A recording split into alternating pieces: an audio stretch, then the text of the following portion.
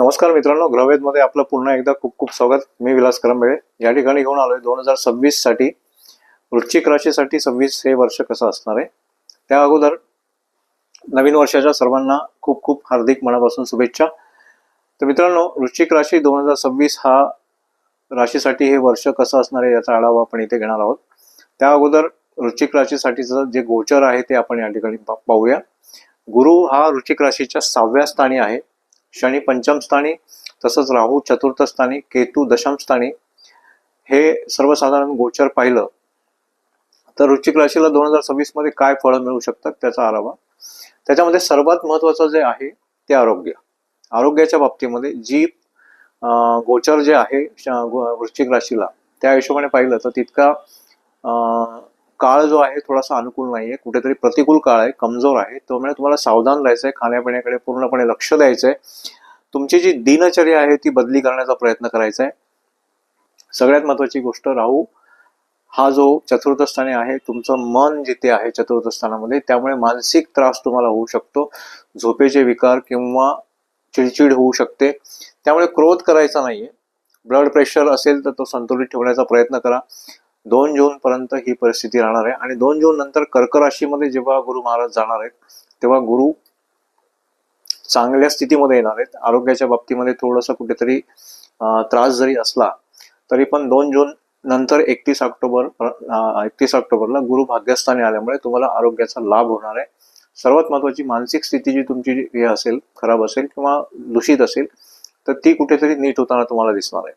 म्हणजेच काय की सुरुवातीचे 5 महिने निदान जानेवारी ते मे महिन्यापर्यंत तुम्हाला आरोग्याच्या तक्रारी राहतील आणि त्यातल्या त्यात तुमची मानसिक अवस्था सांभाळण्याचा प्रयत्न करा.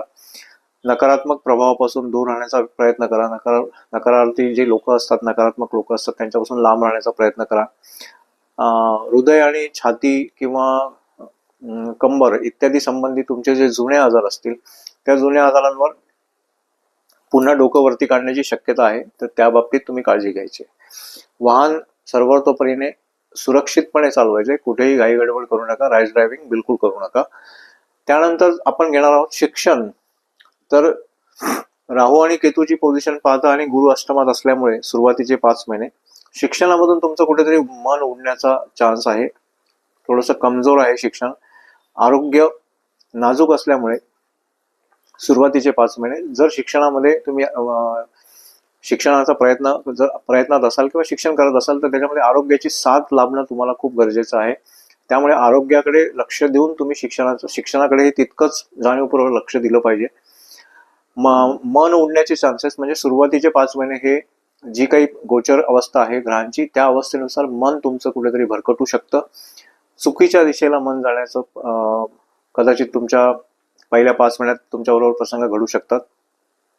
त्यामधून तुम्हाला स्वतःला सावरायचंय, कारण गुरु हा अष्टमात आहे आणि चतुर्थात राहू असल्यामुळे कुठेतरी मन हे दूषित होणार आहे. त्यानंतर स्वबुद्धीवर आणि मेहनतीने आपण स्वतःचा एक ठसा शिक्षणामध्ये उठवण्याचा जर प्रयत्न केला, 2 जून नंतर गुरुचं जे भ्रमण आहे ते तुमच्या भाग्यस्थानी येणार आहे. त्यामुळे कुठेतरी तुम्हाला शिक्षणात सकारात्मकता दिसेल. भरकटलेलं मन कुठेतरी पुन्हा एकाग्र होण्याकडे कल असेल आणि शिक्षणाची गोडी पुन्हा तुम्हाला 2 जून नंतर लागेल. तर त्याचा तुम्ही पुरेपूर फायदा करून घेऊ शकता.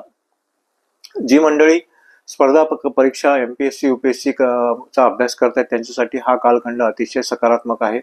त्या पिरियडमध्ये जर तुमच्या परीक्षा वगैरे असतील तर त्या तुम्ही चांगल्या पद्धतीने पार पाडू शकता. सगळ्यात इम्पॉर्टंट हे आहे की शिक्षणामध्ये तुमच्या गुरुजनांची साथ तुम्हाला घ्यायची आहे, म्हणजेच त्यांचा सल्ला ऐकायचा आहे. कुठेही त्यांचा सल्ला ओव्हररूल करू नका, अन्यथा तुम्हाला त्रास होऊ शकतो. यानंतरचा विभाग येतो व्यापार. सरासरी वर्ष आहे, परंतु परिणाम जे आहेत ते तुम्हाला उत्तम मिळणार आहेत. निर्णय क्षमता तुमची योग्य ठेवायची आहे. कुठेही निर्णय क्षमता तुमची कमजोर होऊ देता कामा नये, कारण की ती कमजोर होण्याचे पूर्णपणे चान्सेस आहेत. व्यापारात अडचणी येऊ शकतात. संधी जर मिळत असेल व्यापारामध्ये तर ती तुम्ही सोडू नका, परंतु ती संधी स्वीकारताना कुठल्याही आमिषाला बळी पडू नका, अन्यथा त्याच्यातून तुम्हाला त्रास होऊ शकतो. अव्यतिरिक्त जोखीम तुम्ही व्यापारात या पहिल्या 5 महिन्यामध्ये तर थोडीही स्वीकारायची नाहीये, कारण ट्रान्झिट किंवा गोचर तुमचं व्यापाराच्या दृष्टीने व्यवस्थिशीर नाहीये. 2 जून नंतर जेव्हा गुरु भाग्यस्थानी येईल त्यानंतर तुम्ही व्यापारामध्ये एक चांगल्या प्रकारची प्रगती किंवा चांगले दिवस तुम्हाला व्यापारात दिसणार आहेत. मेहनतीचं फळ पूर्णपणे मिळणार आहे. व्यापारात सावधान राहा, अतिविश्वास ठेवू नका. सगळ्यात महत्वाची गोष्ट की पहिले 5 महिने कुठल्याही प्रकारची जोखीम तुम्ही उचलू नका, अन्यथा त्याच्यामध्ये तुम्हाला नुकसान होऊ शकतं. त्यानंतर पाहूया आपण नोकरी. सरासरी वर्ष आहे. पहिले 4 ते 5 महिने राहू आणि शनी आणि केतू यांच्या ज्या अवस्था आहेत, गुरुची जी अवस्था आहे ती कमजोर असणार आहे. त्यामुळे मन नोकरीमध्ये लागणार नाही. खूप जास्त ध्येयवाद तुमच्यामध्ये येऊ शकतो नोकरीला घेऊन, आणि त्यामुळे कुठेतरी तुम्हाला नोकरीमध्ये अपेक्षाभंग मिळू शकतो, वाटायला येऊ शकतो. तुम्ही करत असलेल्या कार्यक्षेत्रामध्ये कुठेतरी नकारात्मकता तुम्हाला दिसायला लागेल. नकारात्मक विचाराची लोक जर तुमच्या कार्यक्षेत्राच्या आजूबाजूला असतील किंवा तुमचे सहकारी असतील तर शक्यतो त्यांच्यापासून दूर राहण्याचा प्रयत्न करा, अन्यथा तुमच्यावर त्यांचा परिणाम होऊ शकतो. वरिष्ठांची मर्जी सांभाळण्याचा प्रयत्न करा. धैर्याने काम घ्या. कुठेही काम बिघडणार नाही असं काम बिलकुल तुम्ही करू नका. 16 जानेवारी ते 23 फेब्रुवारी, 11 मे ते 23 जून हा नोकरीसाठी उत्तम काळ आहे. त्या पिरियडमध्ये तुम्हाला एखादी संधी मिळू शकते. त्या संधीचा पूर्ण फायदा उचलण्याचा प्रयत्न करा. 18 सप्टेंबर ते 12 नोव्हेंबर हा जो काळ आहे तो जबाबदारी तुमची वाढू शकते आणि त्यामध्ये तुमची बरीचशी धावपळ होऊ शकते आणि वरिष्ठांचा वाद त्या पिरियडमध्ये होण्याचे चान्सेस आहेत. तर ते विचार करून तुम्ही आपलं नोकरीमधलं आयुष्य जगा. आर्थिक जीवनाच्या बाबतीमध्ये म्हटलं तर सरासरी उत्तम वर्ष आहे. धनाचा कारक गुरु हा सुरुवातीला अष्टम स्थानामुळे असल्यामुळे आवक पैसा हा कुठेतरी टिकणार नाहीये. अचानक खर्च उद्भवणार आहेत, कारण तिथून गुरु महाराज हे 12व्या ठिकाणी पाहतात. त्यामुळे कुठेतरी परत अनावश्यक खर्च हा तुमचा होऊ शकतो. पैसे बचत होणार नाहीत. परंतु 2 जून नंतरची जी परिस्थिती आहे ती सुधारणार आहे, कारण गुरुंचं जे भाग्यातलं भ्रमण आहे ते अतिशय पॉझिटिव्ह भ्रमण तुमच्यासाठी राहणार आहे. कारण तुमचा गुरु मूल त्रिकोण स्वामी आहे आणि तो कर्क राशीत उच्च होणार आहे, की जेणेकरून तुम्हाला त्याचा फायदा मिळणार आहे. आर्थिक स्थिती ही 31 ऑक्टोबर पर्यंत तुमची अतिशय चांगली वाढत जाणारी आहे आणि त्याही नंतरचं जे गुरुचं जे भ्रमण आहे सिंह राशीतलं ऑक्टोबर नंतरचं, ते सुद्धा तुम्हाला अतिशय लाभदायक जाणार आहे. सरासरी बघितलं तर आर्थिक दृष्ट्या हे वर्ष अतिशय चांगलं आहे. त्यानंतर प्रेम जीवनाच्या बाबतीत जर बघितलं तर प्रेम जीवनाच्या बाबतीमध्ये थोडं सकारात्मकता आहे आणि थोडीशी नकारात्मकता आहे. म्हणजे 50-50% चान्सेस आहेत. नात्याला घेऊन तुम्ही निष्काळजी होऊ नका. नात्यांसाठी वेळ द्या. पंचम स्थानी शनी आहे, त्यामुळे नात्यांमध्ये किंवा प्रेमामध्ये खरे राहण्याचा प्रयत्न करा. इमानदारीने वागण्याचा प्रयत्न करा, अन्यथा तुम्हाला समस्यांचा त्रास होऊ शकतो, समस्या येऊ शकतात. पंचम भावाचा जो स्वामी आहे गुरु, तो 5 ते 6 महिने अष्टम भावात विराजमान असल्यामुळे प्रतिकूल अशी परिस्थिती आहे. 2 जून ते 31 ऑक्टोबर हा कालखंड तुम्हाला प्रेमाच्या बाबतीमध्ये अतिशय चांगला आहे, कारण तुमचा भाग्यामध्ये उच्च गुरु विराजमान होणार आहे आणि त्यामुळे प्रेम व्यक्त कराल. कुटुंबामध्ये तुम्हाला एखाद्या वरिष्ठाचं प्रेमासंबंधी सल्ला किंवा मार्गदर्शन किंवा प्रेमाला तुमच्या स्वीकारलं जाईल. त्यामुळे 2 जून ते 31 ऑक्टोबर हा अतिशय चांगला काळ आहे. या पिरियडच्या आतमध्ये तुम्हाला आपल्या प्रेमासाठी वेळ देणं गरजेचं आहे आणि सगळ्यात मोठी गोष्ट विश्वास ठेवणं गरजेचं आहे. वैवाहिक जीवनाच्या बाबतीत बघितलं तर सरासरी वर्ष आहे. विवाहाचे जे विवाह इच्छुक मंडळी असतील त्यांच्यासाठी विवाहाचे प्रस्ताव येऊ शकतात, परंतु पहिली 5 महिने इतकं सहजासहजी विवाह जमणार नाहीये किंवा जुळणार नाहीये. परंतु 2 जून नंतरची परिस्थिती ही वेगळी असणार आहे. 2 जून पर्यंत तुम्हाला मनासारखी स्थळं किंवा नाती किंवा प्रयत्न फार मेटाकुटीला याल तुम्ही. 2 जून ते 31 ऑक्टोबर पर्यंत काळ विवाहासाठी अतिशय चांगला आहे. मनासारखं स्थळ तुम्हाला मिळू शकतं. विवाह संबंधित जे साखरपुडा असेल, एंगेजमेंट झाला, विवाह सुद्धा घडून येऊ शकतो. प्रेम विवाहाचे पूर्णपणे योग या ठिकाणी बनतात. वैवाहिक जीवनामध्ये जी स्थिती आहे ती सुद्धा चांगली राहणार आहे. संतुलित असा परिणाम आहे वैवाहिक जीवनामध्ये, परंतु कुठेही मोठी समस्या नाहीये.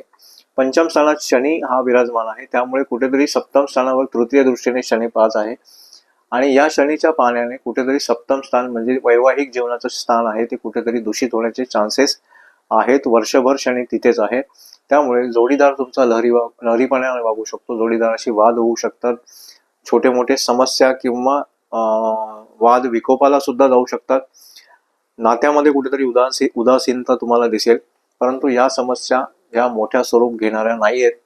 शक्यतो एकमेकांना समजून आणि वैवाहिक आयुष्यातील ज्या समस्या आहेत त्या चर्चेने सोडवण्याचा प्रयत्न करा. कुठेही तुम्हाला अडचण येणार नाही. पारिवारिक जीवनामध्ये सर्वसाधारण वर्षभर शनी महाराजांची जी धनस्थानातली दृष्टी आहे ती कुठेतरी छोटे मोठे वाद कुटुंबामध्ये निर्माण करू शकते. त्यामुळे समजदारीने वागण्याचा प्रयत्न करा. कदाचित असंही होऊ शकतं की तुमची चूक नसताना तुम्हाला माफी किंवा तुम्हाला मागावी लागू शकते किंवा त्रासही होऊ शकतो. समजदारीने वागा. गुरुची दृष्टी ही कुटुंब स्थानावर आहे. शक्यतो थोड्या मोठ्यांचा सल्ला घेऊन पारिवारिक वाद निपटण्याचा प्रयत्न करा की जेणेकरून घरातलं वातावरण हे सामंजस्यपूर्ण राहील आणि शांततेत राहील. राहू पंचमात असल्यामुळे कुठेतरी तुम्हाला कुटुंबापासून मानसिक त्रास सहन करावा लागू शकतो किंवा तशी परिस्थिती निर्माण होऊ शकते. तुमचा क्रोध आणि विवेक या दोन गोष्टी जर तुम्ही बॅलन्स ठेवल्या तर व्यवस्थिशीर सर्व चालण्याच्या योगात आहे. त्यानंतर बघूया आपण जमीन, घर आणि वाहनाच्या बाबतीत काय योग बनतायत ते. शनी, राहू, केतू यामुळे घर, वाहन, भूमी यासाठी प्रचंड प्रमाणात अडचणीचा काळ हा असू शकतो. जमीन, प्रॉपर्टी खरेदी करताना कागदपत्रांची पूर्तता आणि पूर्णपणे चेक करून व्यवहार करायचा आहे. शेजारी तुम्हाला चुकीचा मिळू शकतो. शेजार वाईट लागू शकतो. जमिनीमध्ये तुमची फसगत होऊ शकते.